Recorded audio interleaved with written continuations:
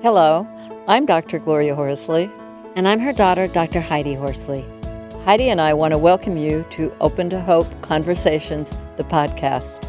We believe that the greatest gift you can give yourself after a loss is hope, using this moment to connect with others who have not only survived but thrived. So let's get started.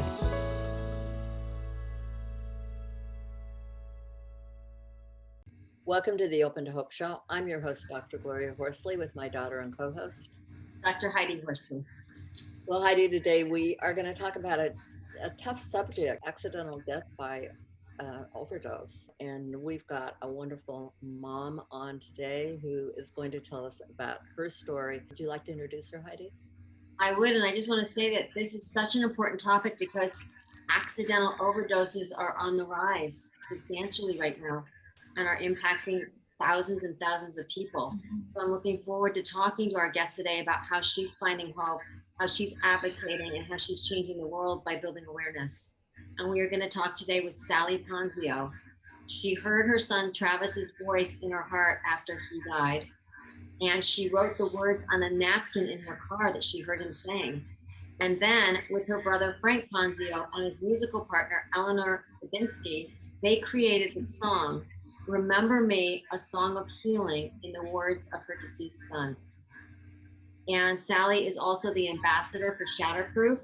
And we have done a show with the founder of Shatterproof, Gary Mandel. You can go to Open to Hope and look at our cable show, and is very involved in the community. So welcome to the show, Sally. Thank you very much. Thank you for that introduction. Wonderful to have you on. Talk a little bit about Travis and what happened, and about your writing this on the napkin. Travis's story was very similar to a lot of people's stories that have overdosed and are part of this epidemic that's going on. He was 26 years old. He was trying to straighten out his life, and he realized he had an addiction issue, which was not something that he liked to talk about or admit to, but he did go to rehab, and he did have the problems that you'll hear about most people that have addictions. They're in and out of jail, they're getting in trouble, but just didn't want to be an addict. He actually just didn't want people to know about it. We thought he was doing really well, and then he wasn't. And unfortunately, that's what happens. There's so many ups and downs that happen during this trying to help somebody. And, we get mixed information. And that's what these organizations are just so great, because when my son passed in 2016, a lot of these organizations weren't there to provide help and support and to give us great direction. And it's just so nice to see organizations that are working on the stigma of addiction, like Shatterproof, Emily's Hope. Support after a death by overdose. And our friends Glenn Lord and Franklin Cook, you know them well, are involved in that organization. He did go to rehab. He was doing well, but then he started backsliding on different drugs. And unfortunately, he got fentanyl in the drugs he was taking. You can start with this. You have an injury and you take the medication, and it just starts there. After he passed, and I know you deal with grief and helping a lot of people, so you've probably heard the same story where you get the dreams and they visit you in your dreams. Well, he visited me a couple times in my dreams. And then about 6 months after his death, and again, you try to not spend too much time alone. I was driving from Venice, Florida to Orlando, Florida to visit a very good girlfriend of mine. And he was in the car ride with me. I just can't explain the feeling, the overwhelming feeling. Every time I think about it, I get choked up still to this day. He was in the car ride with me. I could hear him clear. And he was just explaining himself, but he loved music. And he used to explain himself a lot of times with verses and songs. And we used to tease all the time about him writing a song. And all of a sudden, his words were rhyming. And I just pulled over. Again, I had a napkin because I always travel with food. So I had a napkin next to me. And I started writing what he was saying to the point where we were rearranging words on one of the napkins. You'll see me take an arrow and put it there. And we were having a beautiful conversation, and he was trying to explain his feelings. And the verse that came out, the main verse of the song, is fly high, fly free, spread your wings, remember me. Wow. He meant that for both of us.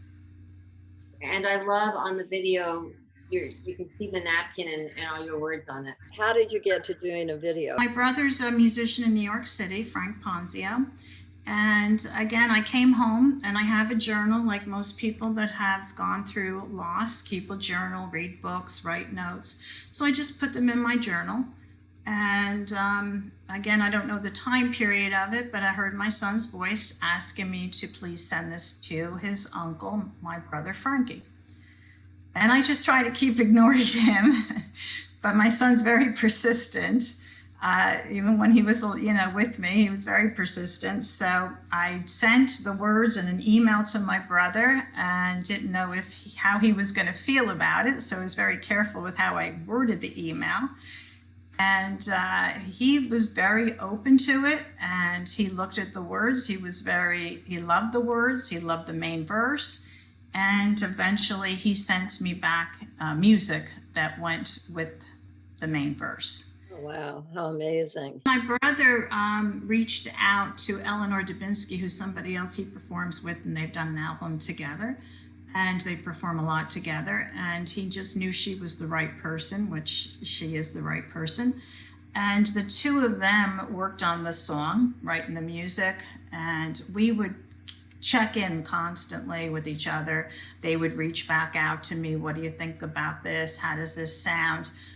They wanted to wrap the story of the ride with the words that I received from my son. So they also wanted to ask me about my feelings, my thoughts. And I have to tell you, as far as going through a grief process, they helped me tremendously because I got to talk to them about it. Let's play a little piece of it right now.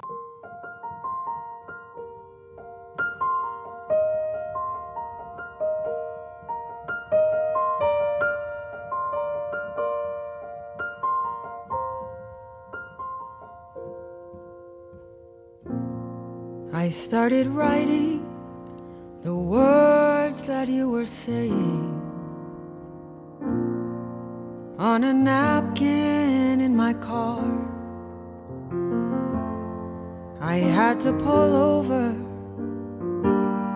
I'll never get over. Now that you're gone, you said I'm alive in your broken heart.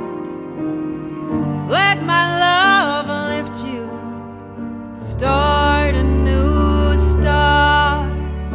Fly high, fly free, spread your wings, remember me. Fly high, fly free, spread your wings, remember me.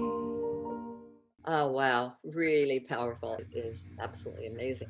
How do people find that on YouTube? There's two versions on YouTube. One is Remember Me, and that will be the version where you'll see different clips of us performing on the napkin. And then there's YouTube Joe Pub's version, which is the live version of us actually performing at Joe's Pub. Yeah. Well, congratulations on what you're doing. And thank you so much for doing things like being an ambassador for Shatterproof. So important. Thank you so much, Sally, for building awareness. And it sounds like Travis is definitely your guiding light. And thanks everybody for joining us on this show today. And we always want to remind you that if you've lost hope, please lean on ours until you find your own. And God bless. I'm Dr. Heidi Horsley. You have been listening to Open to Hope, the podcast. You can follow Open to Hope on Facebook, Instagram, and Twitter. To learn more, visit us at opentohope.com and go to Apple Podcasts to subscribe. I'm Dr. Gloria Horsley. Join us again next week for another Open to Hope conversation, where we invite you to lean on our hope until you find your own.